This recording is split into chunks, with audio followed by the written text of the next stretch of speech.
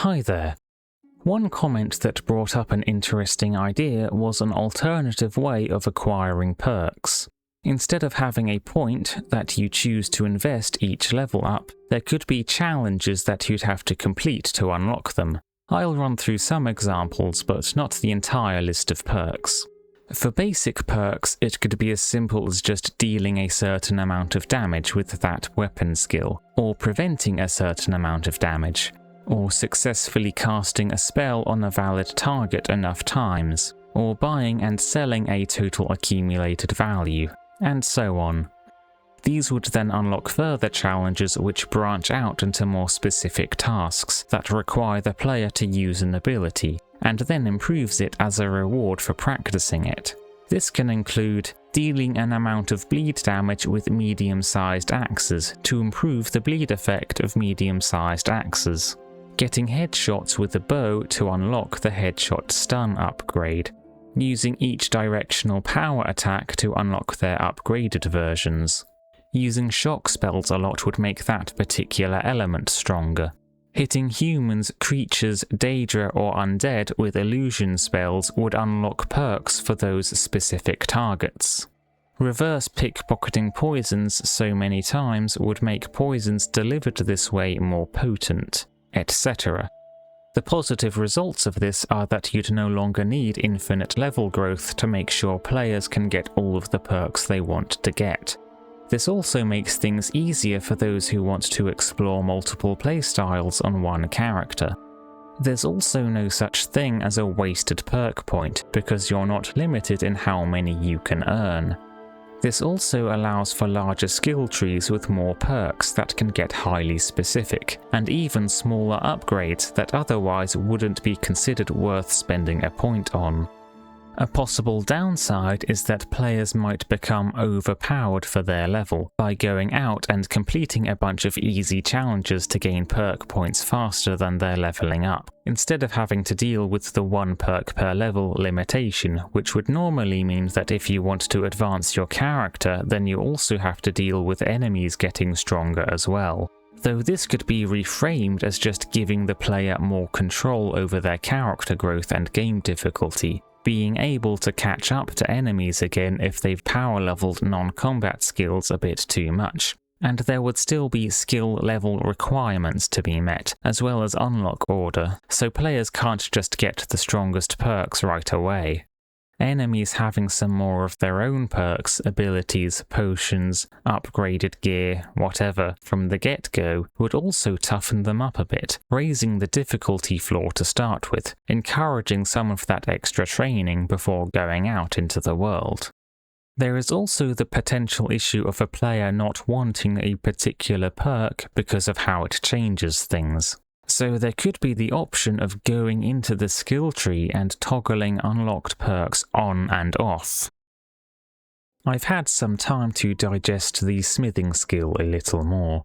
Mining expertise could work by giving an extra opportunity from every mining spot, increasing it from 3 ores mined to 4, and the mining animation could also be replaced with a faster one, so it's not as much of a drag. A perk that unlocks all crafting recipes really only benefits rare or unique items, which should remain locked behind actually acquiring them anyway. There would also be an easy cheese in that players could just unlock all of the recipes and then immediately respec their perk point, so this idea wasn't very well thought out. Instead, we can build more on the idea of item durability, giving smiths an offensive utility that relates to their expertise.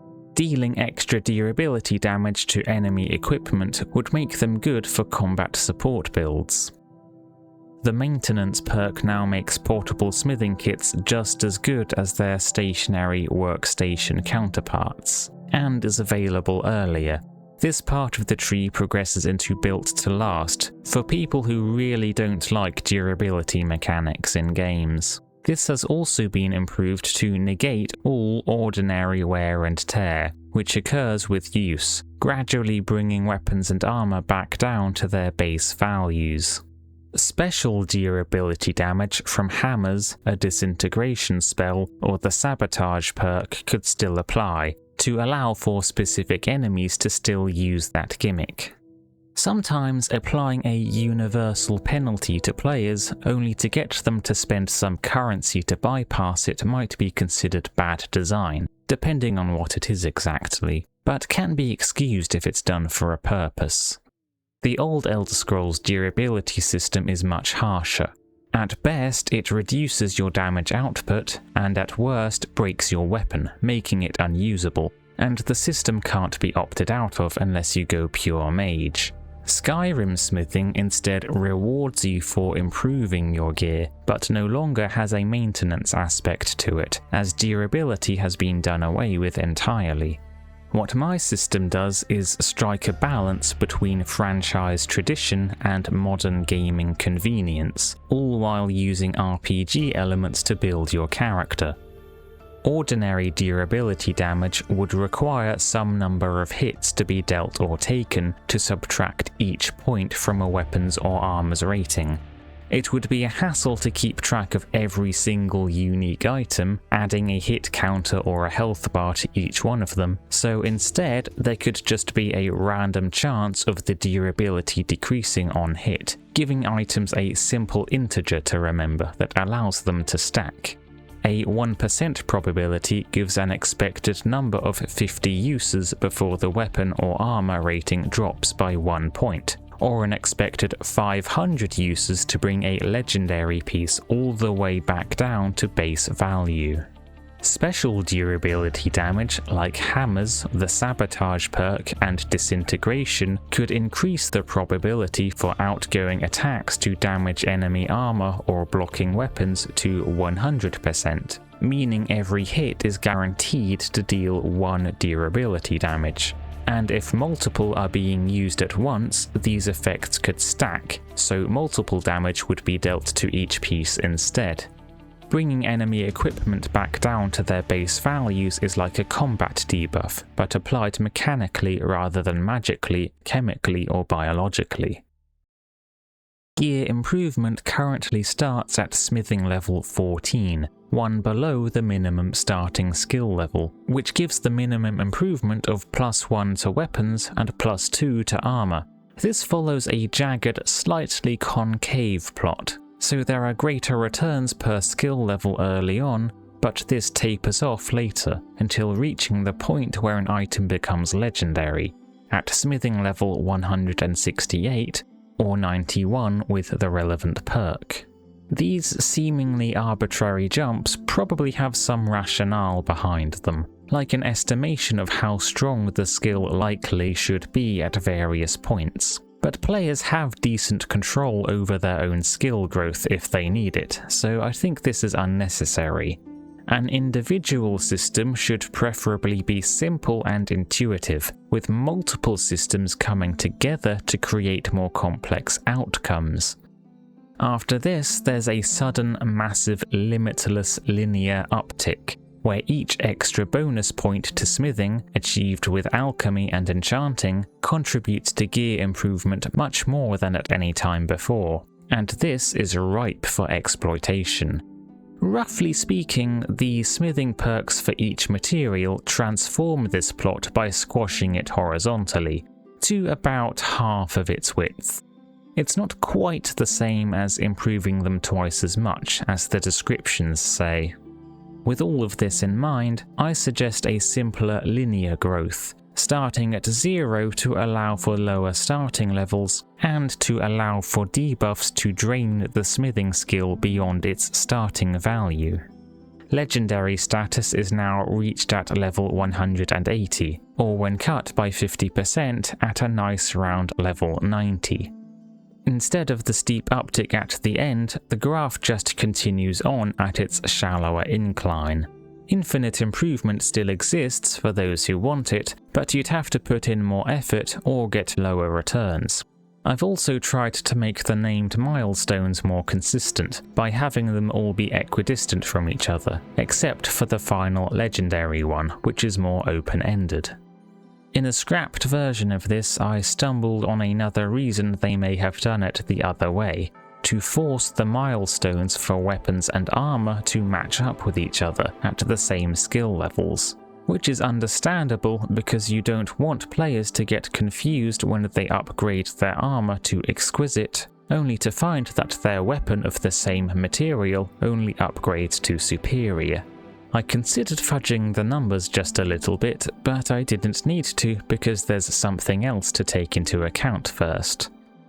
Under my new armor system, more armor pieces means more boosts from smithing, so for the sake of balancing, armor improvement needs to be brought down to the same level as weapon improvement, with increments of 1 instead of 2. This means that there is only one upgrade plot line. Heavy armor can benefit more from smithing, exacerbating its power, but it also doesn't need it as much. Medium armor is balanced about the same as the base game, and light armor doesn't benefit from smithing as much, requiring much finer smithing skill for similar results. Nerfing smithing in this way makes it less vital to every character, but on the other hand makes the armor skill more important instead. Also, since +0 armor is the default, and +2 armor, the minimum upgrade amount, was fine, that would have led to some awkwardness with the naming system if we'd left that the same. Armor has multiple pieces which each have their own individual dice roll for durability damage checks. Wearing more pieces brings better defense and stagger resistance, but also slows you down and gives more chances for things to break, so there's a bit of a give and take there. The main smithing perk does essentially the same thing as it did before, transforming the graph so that you can upgrade things up to 50% sooner. But this applies to all material types, so no miscellaneous armor pieces get left behind. The progression is broken up over 5 levels, matching the other skills covered so far.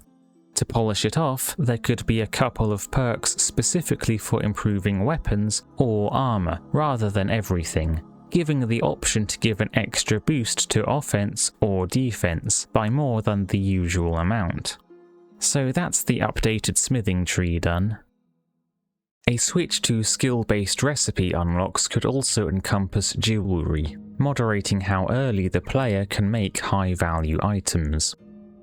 It's a pain if you want matching pieces of jewellery, as there are very few of them. More could be added, filling out this table of every possible permutation of metal and gem. This list of metals could also be expanded to include all of the regular armor materials as well, for extra color choices. The main problem with this is the massively bloated crafting menu that would result.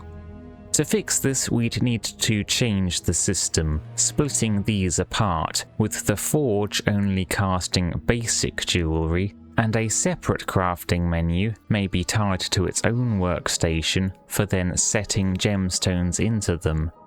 Using flawless gems could increase the value of the item and maybe its enchantability as well, giving some magical advantage to using jewellery in place of armour. Bracelets would also be a nice addition as well, fitting in the hand slot, especially for unarmoured characters who want an alternative to wearing gloves to get an enchantment effect. In addition to getting maintenance services from blacksmiths, they could also offer smithing side jobs. They would hand you some piece of equipment, you upgrade it at a workbench or grindstone, and then hand it back, and get paid 1 gold for every point of improvement you added. To prevent theft, you wouldn't be able to use that smith's services until returning the item, or an equivalent amount of gold, or passing a speech check. Other jobs currently include ore gathering, but not the smelting of those ores into ingots, log cutting, but no timber cutting job, so doing this remains pointless. There's crop harvesting for farmers, but no ingredient gathering for alchemists, which would let you sell them specific items for full value. Another job could be to cook for taverns, being given ingredients and then bringing back the requested meal, or being given an empty soul gem by a magician with the task of filling it. Additionally, all of these jobs could give a small amount of experience to smithing, alchemy, or enchanting, the 3 crafting skills that might require significant cash to develop early on in the game. And with that wrapped up, I think I'm ready to move on to the mage and rogue type skills. I hope these videos make sense when watched in numerical order instead of release order. See you in the next one.